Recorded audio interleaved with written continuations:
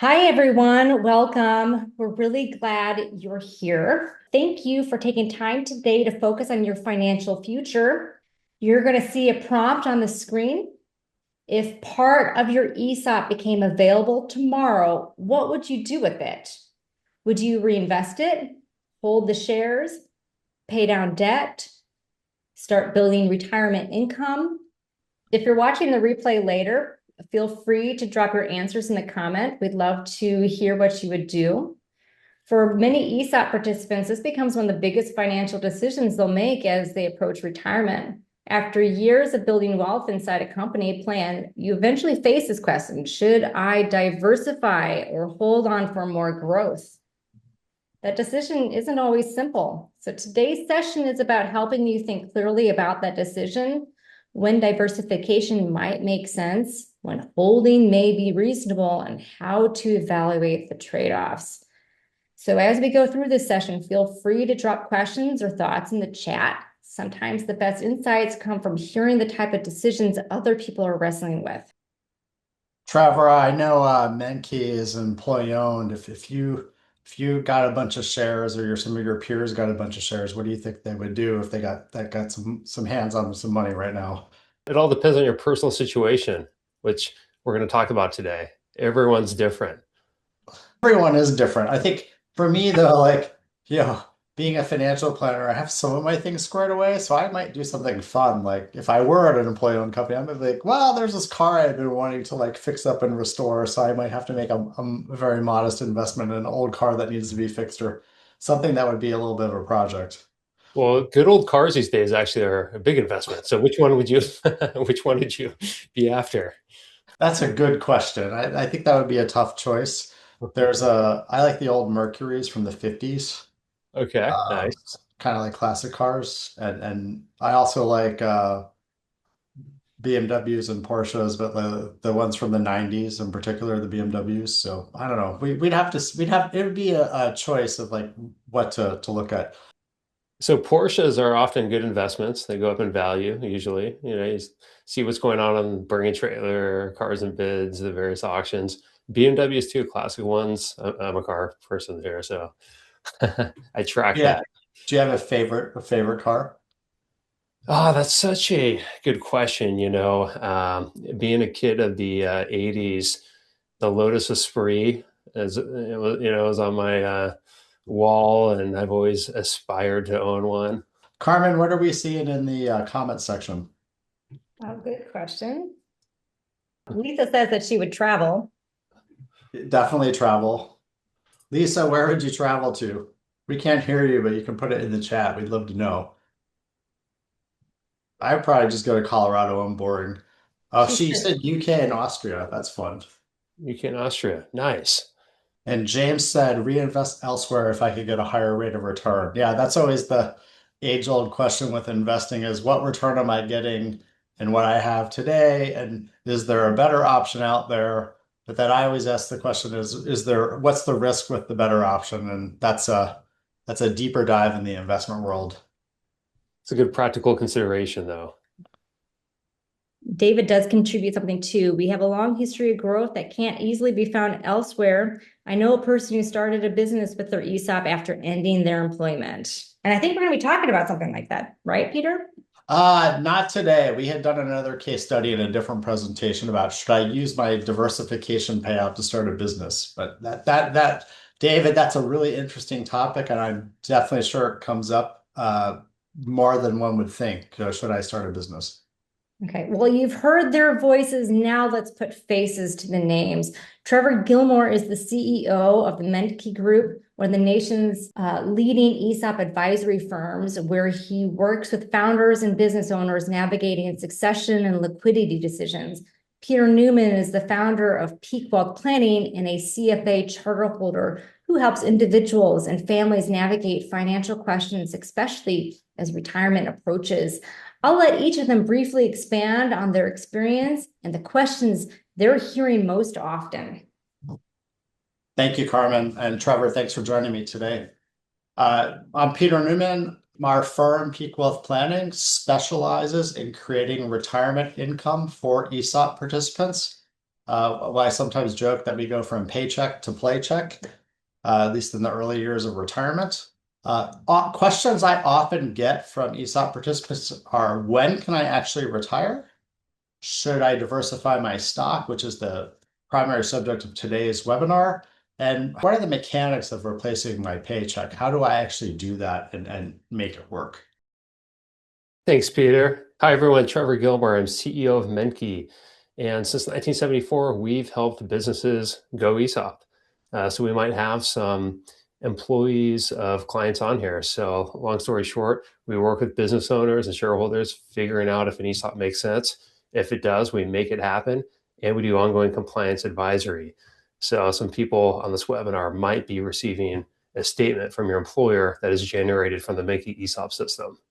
One thing I love about ESOPs is that they help build wealth for everyone, which is great. Doing these transitions really feels like we do something positive, helping the business owner with their long-term goals and making sure the business stays successful in the hands of good people moving forward. Personally, I'm a CPA, master's in tax, and a valuation credential there. Looking forward to doing a deep dive here. Oh, welcome, Trevor. And definitely, I think that ESOPs are a great equalizer across our society today for what we see as a widening wealth gap.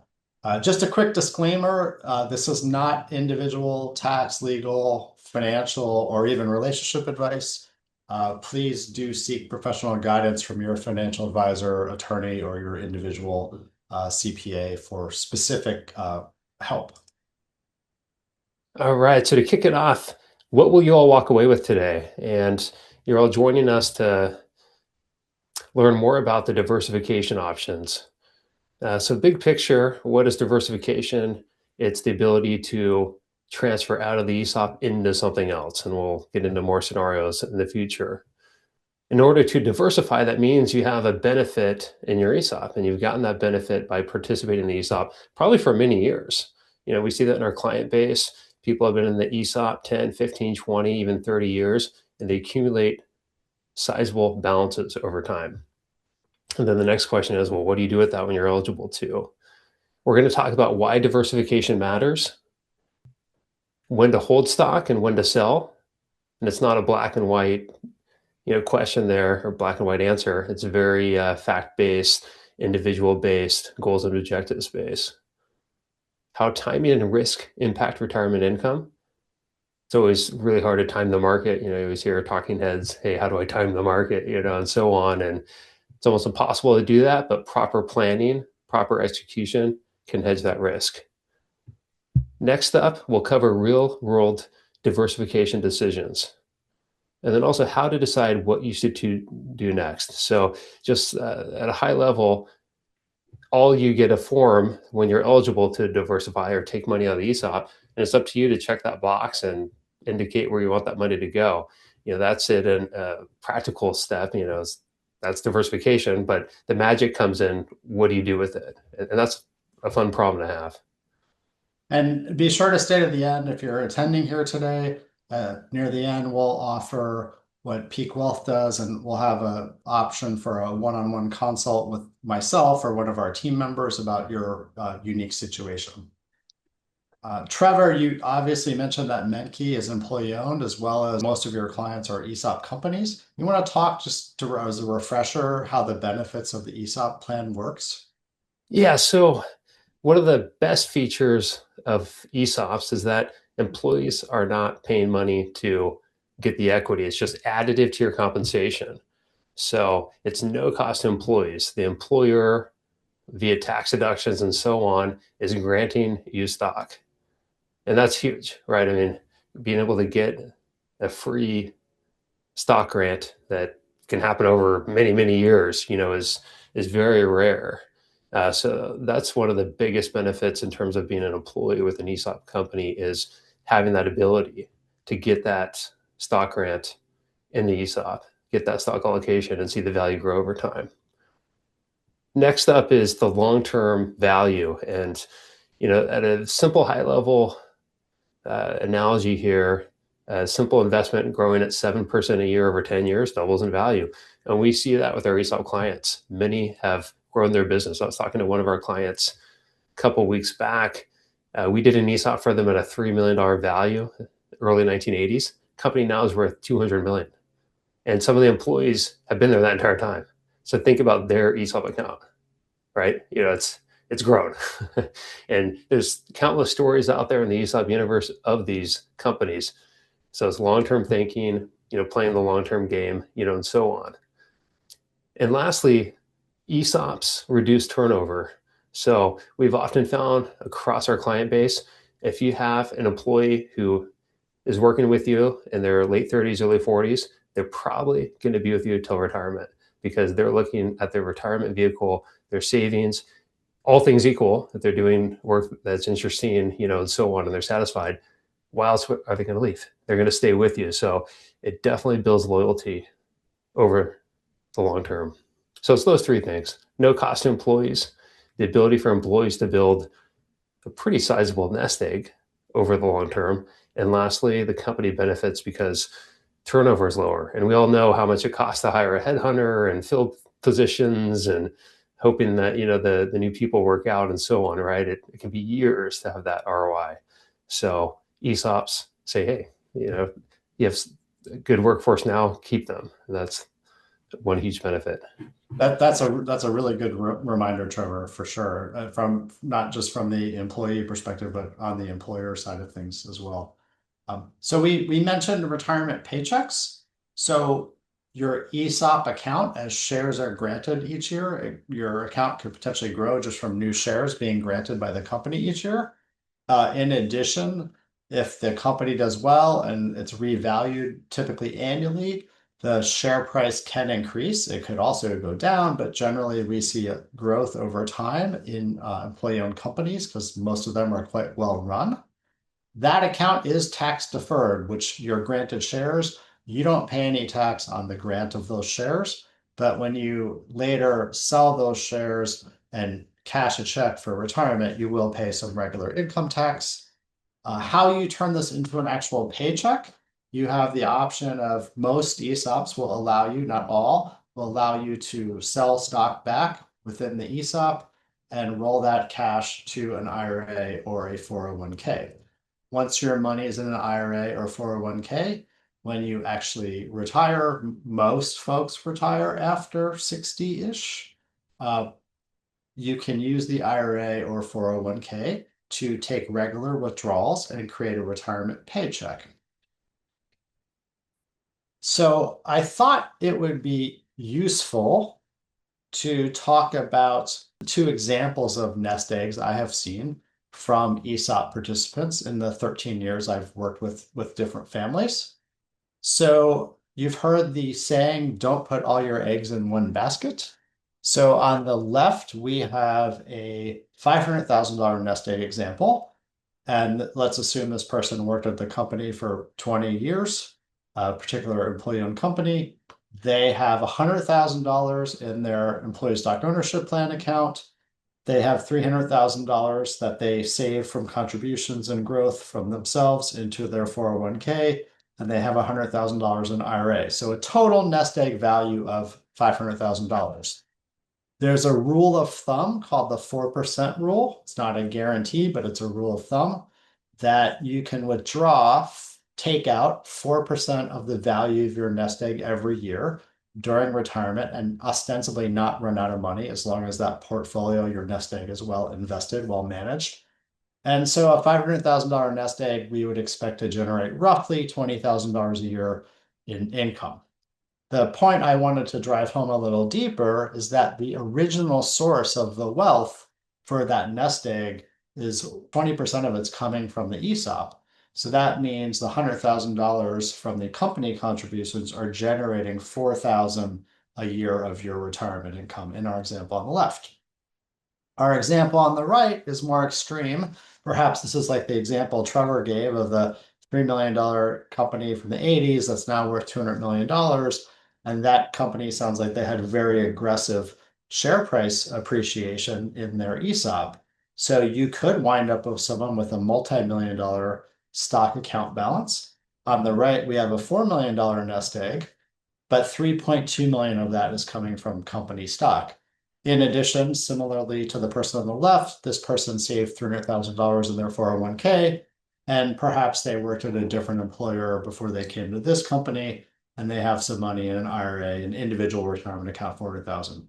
But on the right, 80% of the nest egg is ESOP. So their rule of thumb for withdrawals is $160,000 a year, but 128,000, more than six figures of that is coming from the ESOP.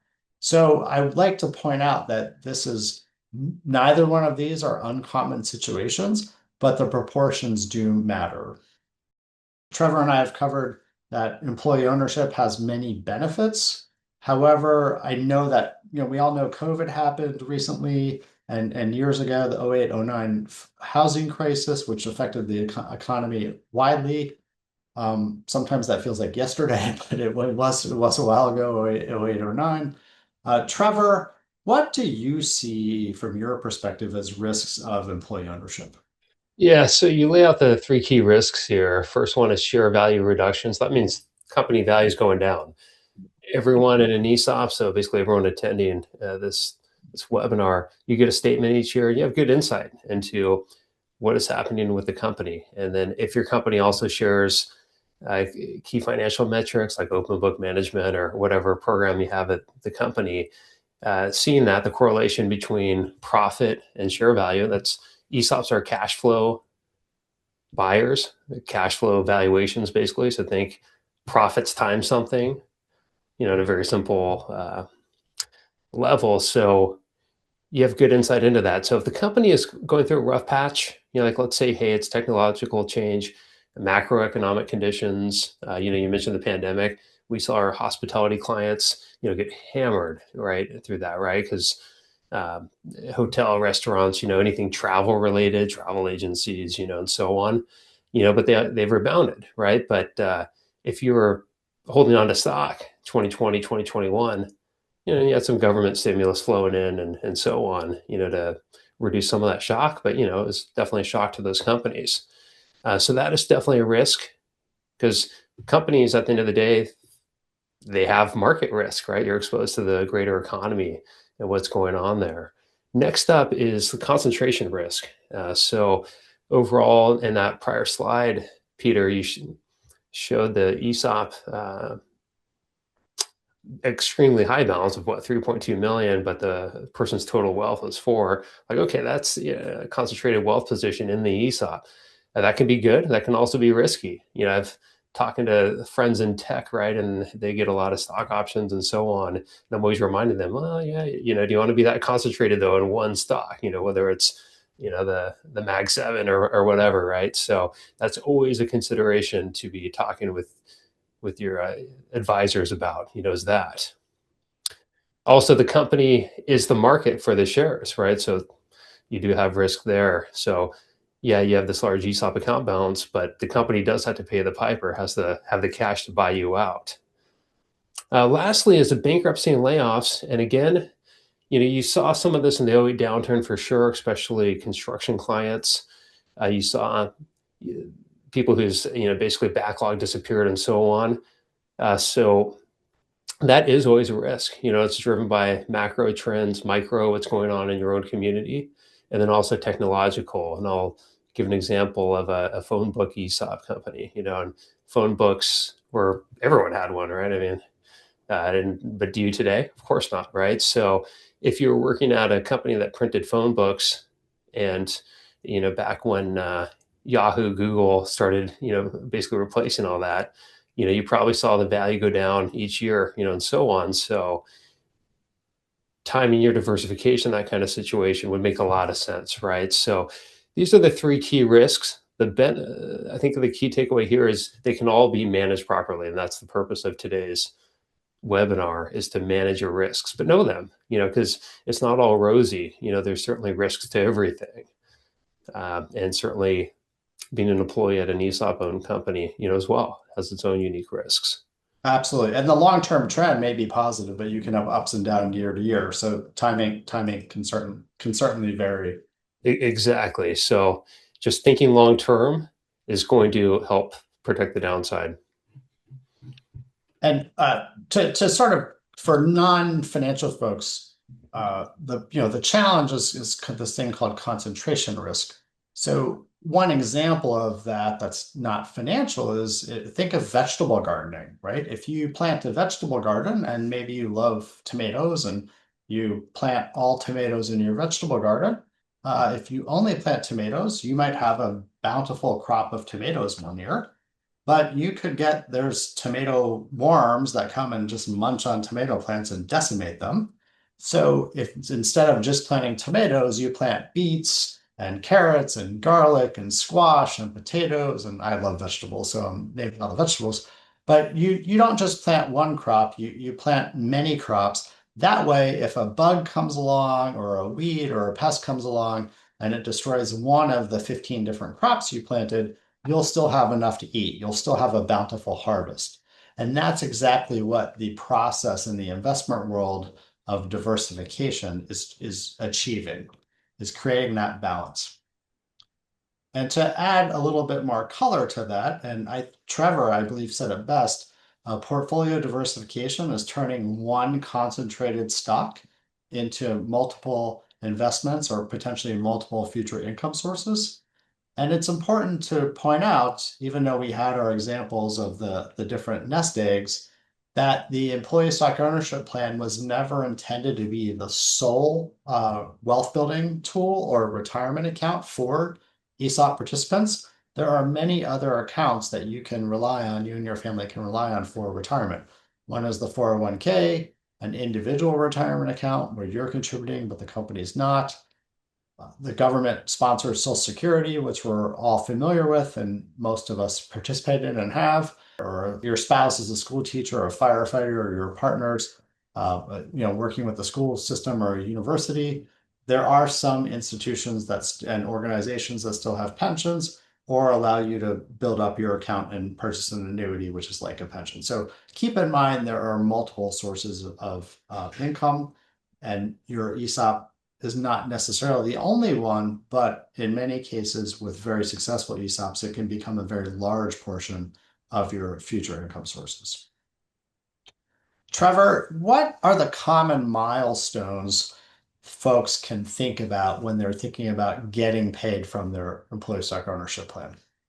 Yes, so diversification is a feature in all ESOP plans. So the law requires it. So every single ESOP out there has it. The basic diversification language says once you reach the age of 55 and have 10 years in the ESOP, so this could be, you're 57, but once you hit that 10 and you're at least 55, then you can start diversifying out. And the idea here is, as we've illustrated earlier, to prevent that all eggs in one basket, right? So it gives you the option. You don't have to do it. It is an election. You get a form with your annual statement that says, hey, I'm eligible, or you're eligible to diversify. Do you want to do so? And if so, you check a box and then state how much you want to diversify. The maximum amount for diversification is 25% for the first 5 years. And then the final year, 6th year, you can do up to 50%, and it's cumulative. So you have this 6-year window to diversify. What we've noticed in our client base is the first year, you do have some people who are planning for this and do, but often because you have a window, you have to complete the form, and you generally have usually a 30, 45-day window, something like that, to elect. So often the first year there can be like, okay, should I not, and so on. Next year you might see some more take rate, more diversifications, and so on. And lastly, if you stay put after you diversify, then the next payout is going to happen when you retire. And then that generally means a 5-year payout. That's what most ESOPs have out there, but some have much shorter. Some do a lump sum. Generally speaking, you're looking at diversification for 6 years, and you can diversify up to 50% over that time. And then lastly, if you stay at the employer till retirement, then you're going to get paid out over 5 years. And just caveat, take a look at your SPD, summary plan description, to see the exact payouts. But in these examples, we're just working with that standard language here. And that's a great review. And also, most plan documents say what happens if you were to separate because you elected to leave the employer. and how distributions might work then, or heaven forbid someone passes away, the plan documents will specify what would happen. So at Menke and also with your clients, Trevor, what are the most common diversification options? Yeah, so the most common diversification options we see here at Menke and then across our client base, you have basically three options. First one is don't diversify, so just stay in the company stock, saying, "Hey, things are going well. I getting a decent return versus what I would have to get in the market." And so on. It's easier to stay in, than think about, hey, we're diversifying money out and then trying to figure out where to put that, to work. That's one option. Next one is transfer to a 401k or IRA, and that means diversify. So you're going to complete that form, have the money rolled over, and then next up, you need to figure out, hey, how do I invest this? And it's tax deferred, so it's a rollover. So you're not going to be paying the piper, on taxes. Lastly is cash to check. And this is an option. You can say, hey, I could actually use this cash for, whatever your personal situation is, healthcare, college expenses, paying on the mortgage, you name it, right? Every person's situation is different. That is an option. However, in CPA speak, we like to say it's a bad tax answer, by doing that, because you will owe tax on the withdrawal plus a 10% early withdrawal penalty if you're under 59 and a half. So, again, you have to weigh that, right? Like getting the cash now versus having it stay tax deferred and getting a market return and so on. Across the client base, it's kind of mixed. You do see some people take that cash to the check. You have some employees out there who say, hey, I can have access to cash. I could really use this right now, and let's do that. Despite the fact of, basically drawing down the ESOP balance, and then others say, hey, my situation is now fine. I want to remain it to be tax deferred in the market. Let's either keep it in the company stock or roll it over and diversify and basically spread out the eggs, so to speak. That's an excellent review of the options. Just one thing to sort of keep in mind to drive this home a little further, even if you do decide to diversify, say you sell 25% of your stock at 58 and move it to an IRA and reinvest it, you're still continuing to grow funds for your future benefit for retirement, uh, potential withdrawals. So you're just growing funds typically in a different investment vehicle than that single concentrated company stock. And then I have seen some situations where folks have left an employee-owned company before age 59 and a half, and the company, for whatever plan reason, was able to allow them or paid them out, and they move money to an IRA. There are some nuances where you can actually take distributions before 59 and a half, as long as you take them for at least a certain set number of years. There's an exception. So there is a way to pull some income with, you'll pay regular income tax, but avoid that 10% tax penalty. But I don't see it used too often because most folks are still building wealth and want to keep growing their wealth for retirement. So we're going to go through a couple of cases, but I thought we should introduce a framework to make this easier for all of us, whether we're doing this on our own or getting help. And the decision-making framework has three lenses. One is urgency. Does this require action now? Do I have to make this decision today? How important is it? The second is impact. If I make this decision, for example, to diversify or buy the sports car I was talking about earlier at the beginning, how much does this affect my future income and lifestyle, right? I had lunch with someone the other day that was regretting purchasing a vacation home because he's like, hey, I have to work way harder than I wanted to because I bought this vacation home and maybe I don't really want this vacation home. So at the time, he thought it would be fine and he can afford it. But a year and a half after purchasing it, he's like, hey, this impact is greater than I want on my current happiness, even though there's a happiness going there, but now I have to pay for it, which means I have to work more. Alignment. Does this decision I'm making support my family's or my personal long-term plan or vision, right? Have I maybe written down some goals and know where I want to be in 5, 10, 20 years? And does the decision I make today, will it really impact my future happiness and well-being. So I think those lenses can really help us when making decisions. So there are certainly some kind of rules of the road. These are guidelines. They're not absolute recommendations. But on the left-hand part of this slide, diversification might make sense if your ESOP is more than half of your wealth.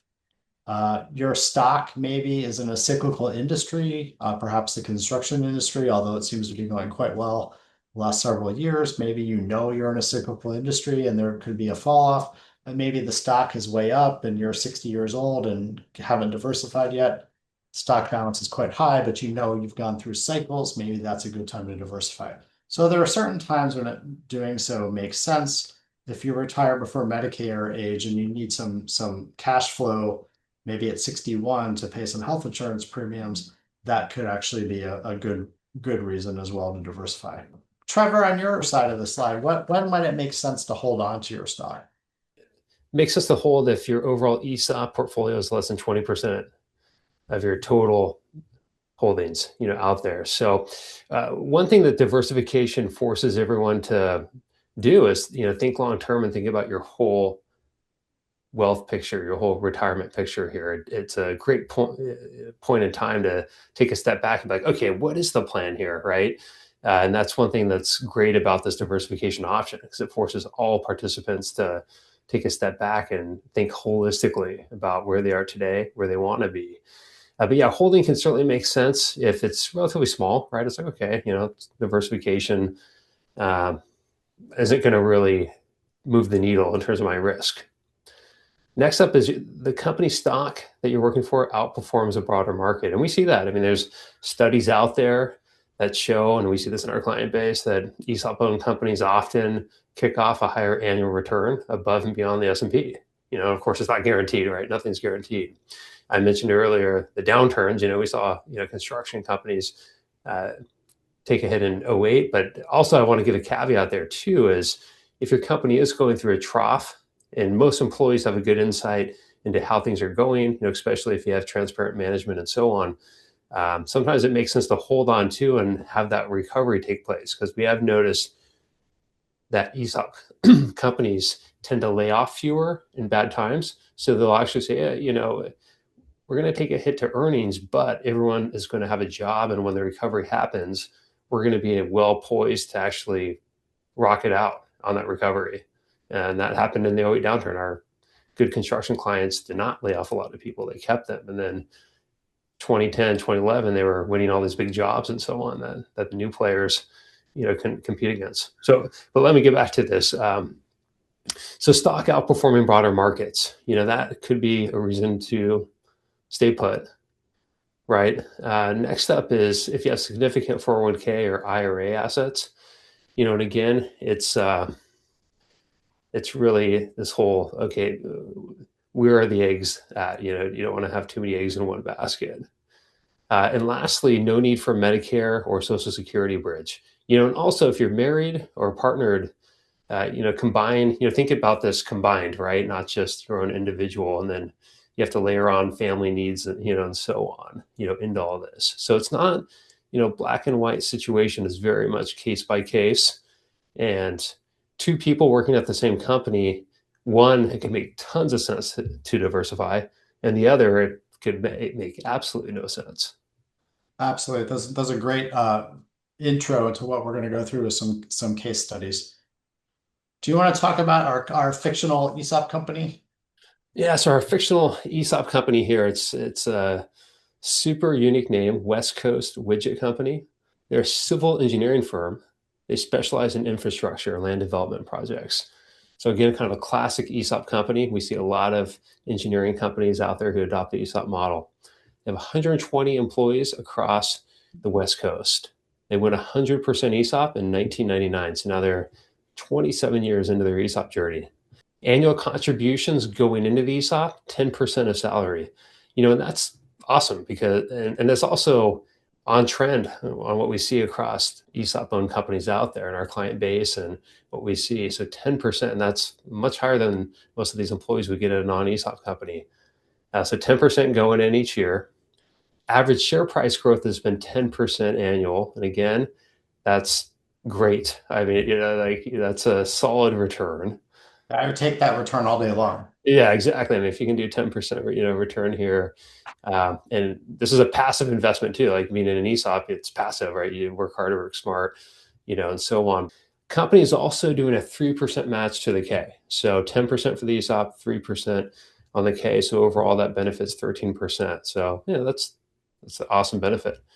And then the typical employee is putting in 10% of their wages into the K.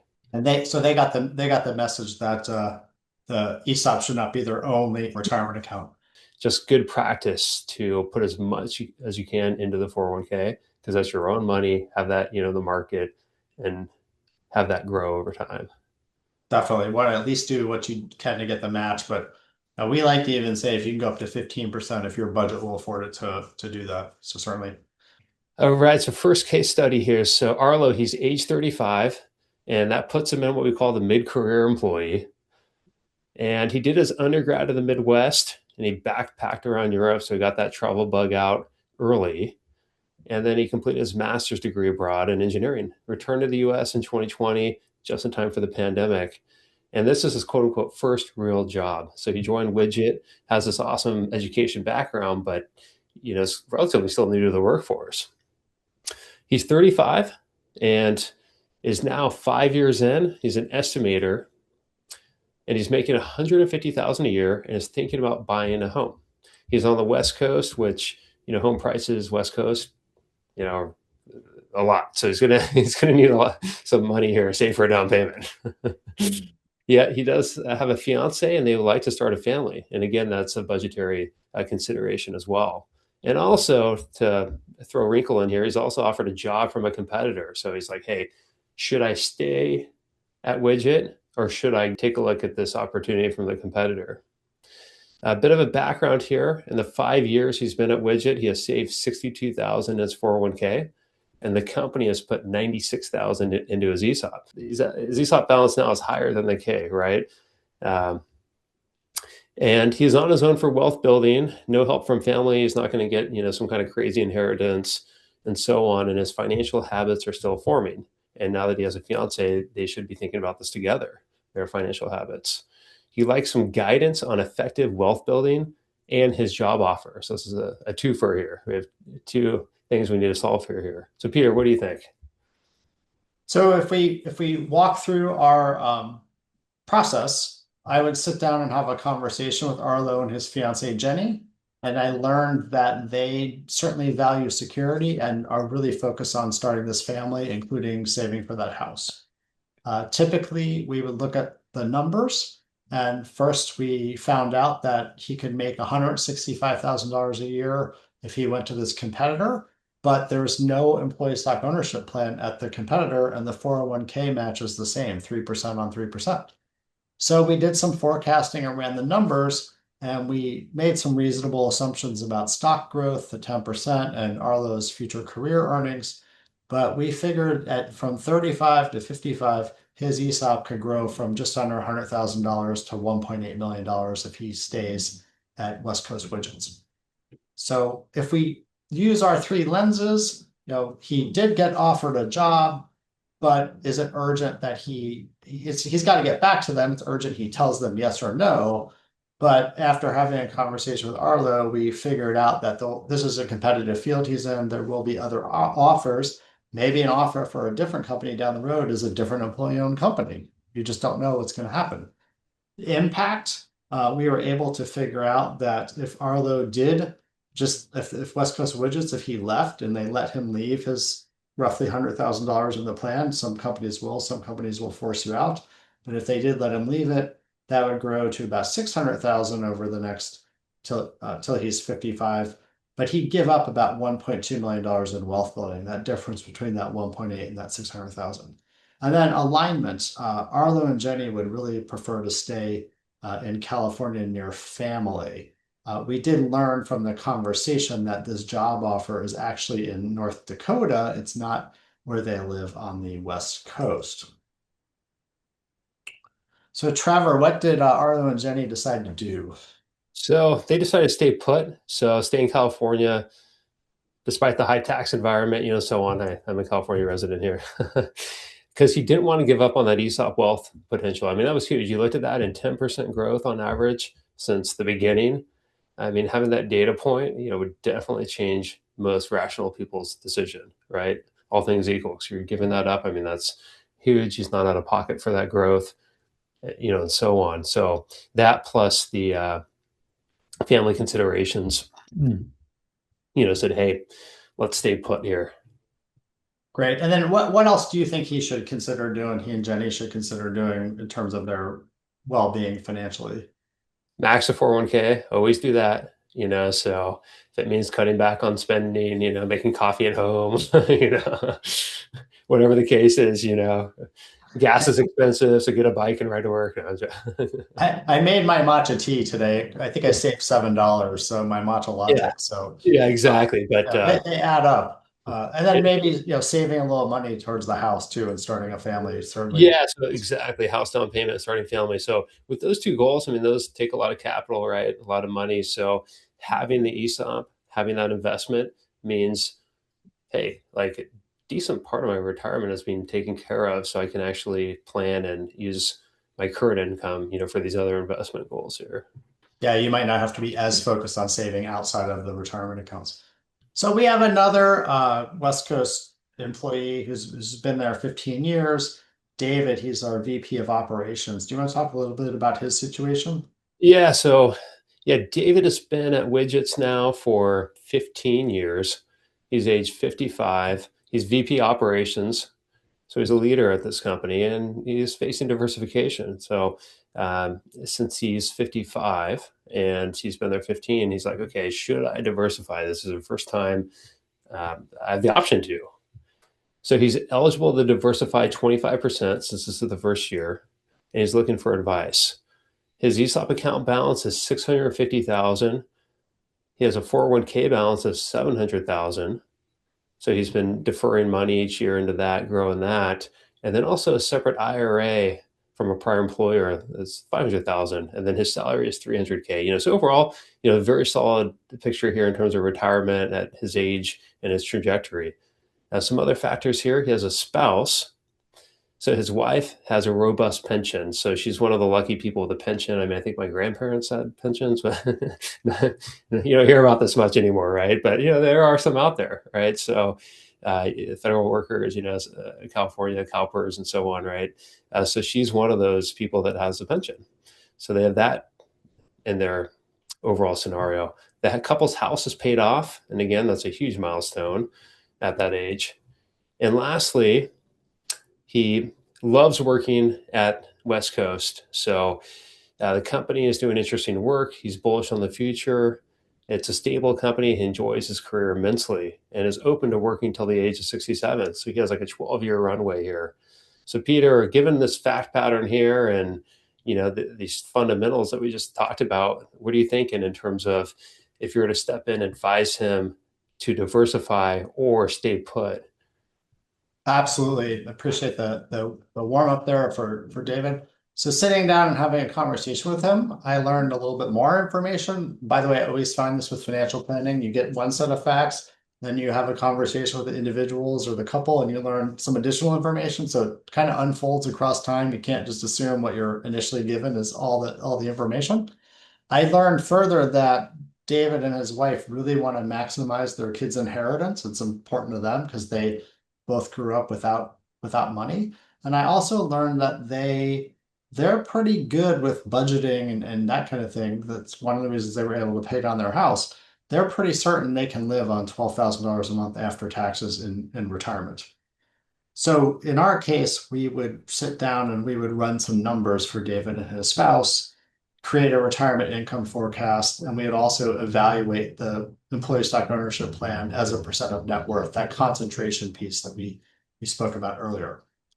And so I'm not going to go through all the detail here, but this is an example of the information we put in: desired monthly income, when you're actually going to retire, account values, contributions, and growth rates. I will point out for this example, we did use the 10% for the stock plan for the ESOP. for a rate of return, and we used a 7%, a little bit more conservative number on 401k. So what did we learn when we did some forecasting? Well, we looked at Social Security that David and his spouse might get. That's $4,000 a month. The stock plan could produce roughly $4,000 a month of income when converted to retirement income. And the 401k that David has could produce about $3,500 a month.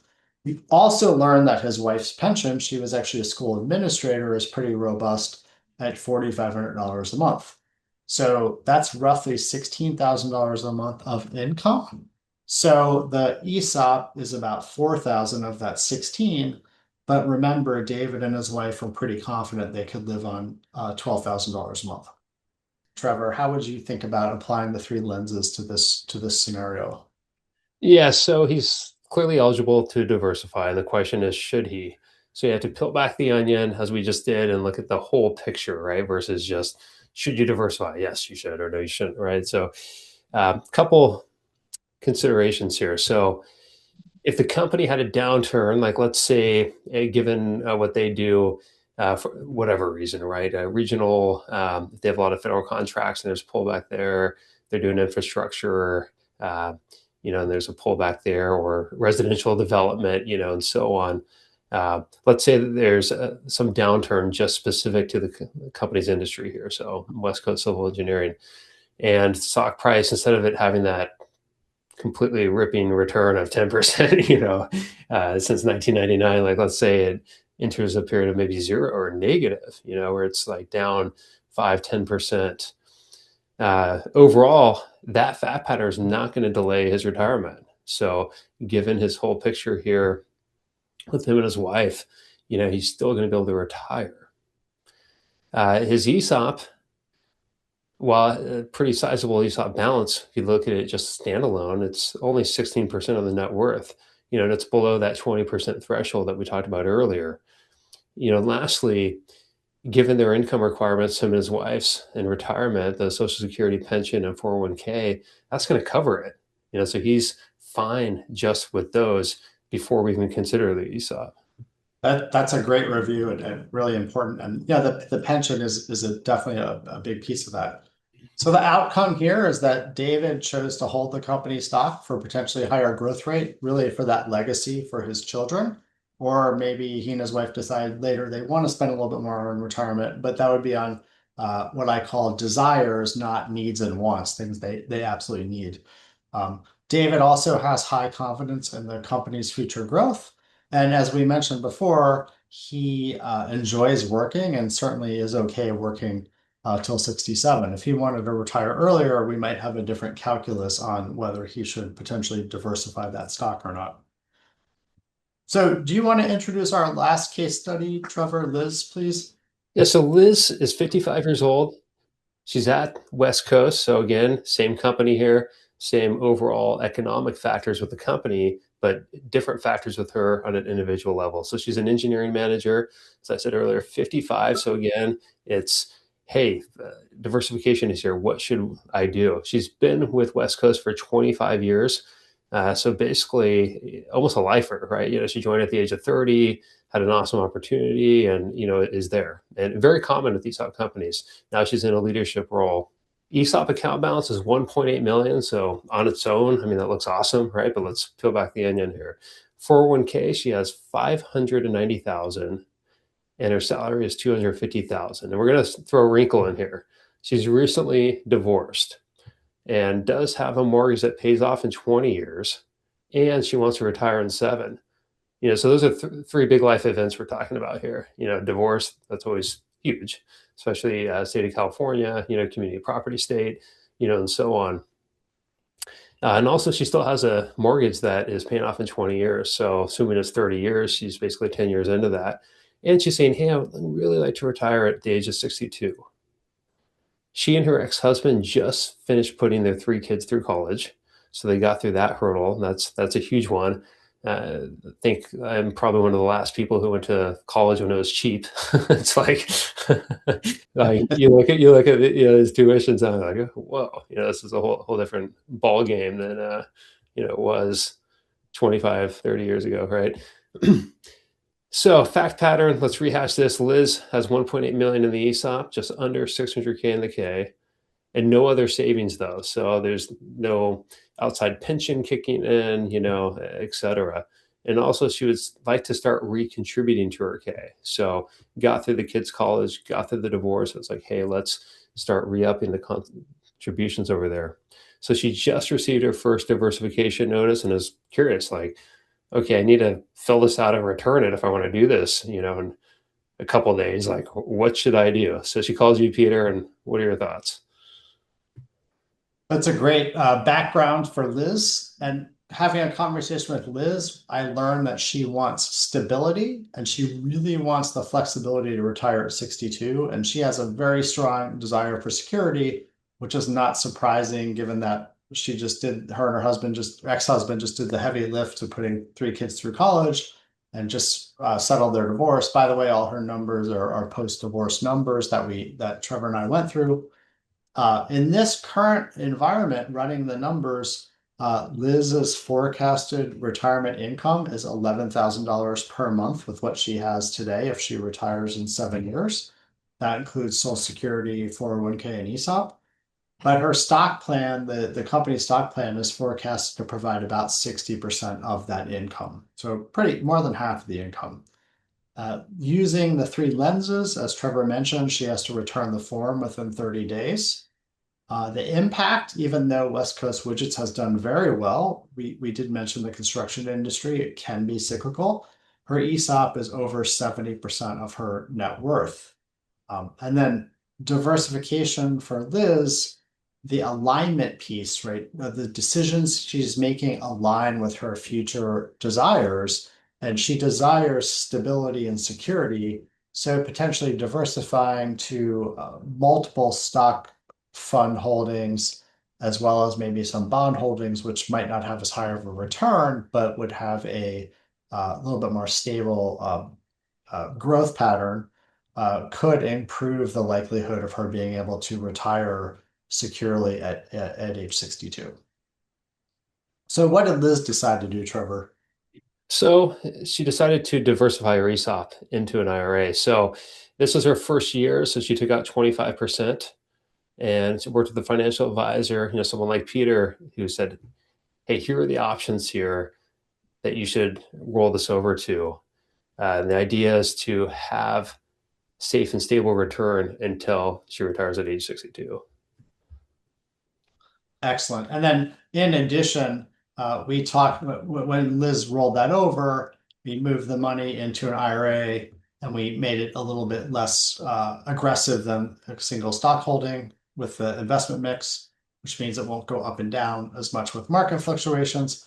And then because she just finished paying for college, she now has the cash flow available to max out her 401k contributions, which even add more to her stability and security component of being able to retire and have some extra cash really down the road.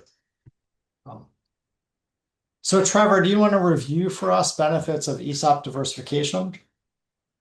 Yeah, so there's four key benefits of diversifying it. Again, as we walk through with these examples, it's not black and white. It's never a yes or no. It's very fact based. You have to peel back the onion, see what's going on with each individual. But the main benefits here: number one, unlock concentrated wealth.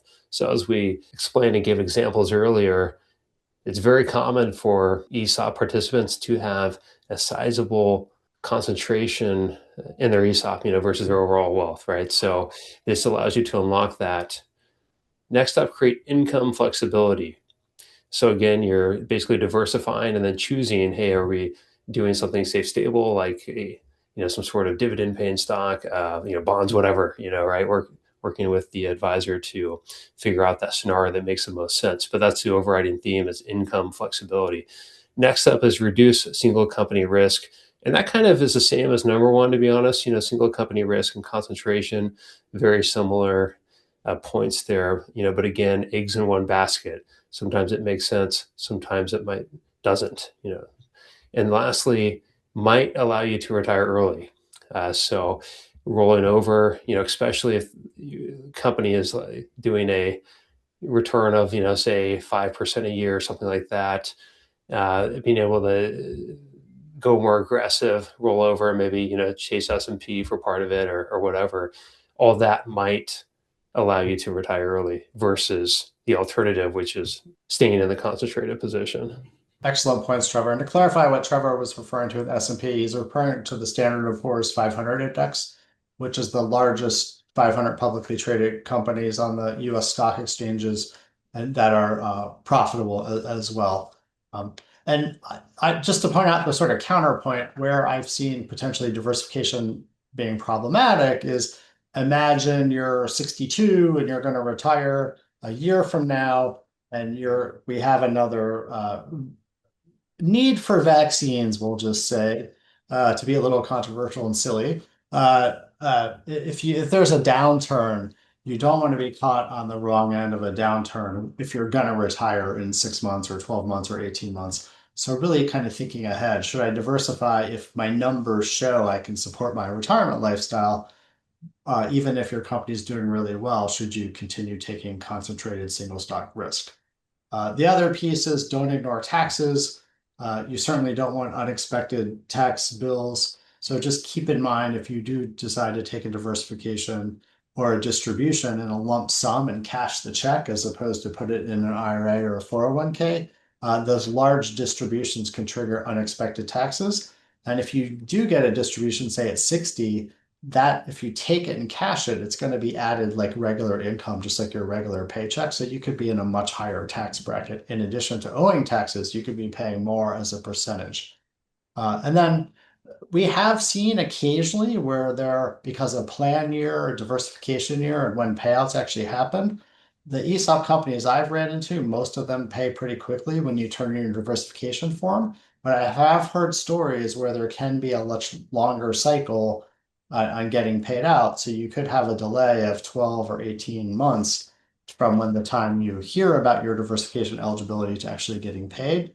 I haven't seen that up close and personal, but I have read about it and people have told me about it. So just be sure that you have the cash available if you retire early for health insurance or pre-Medicare expenses, that sort of thing.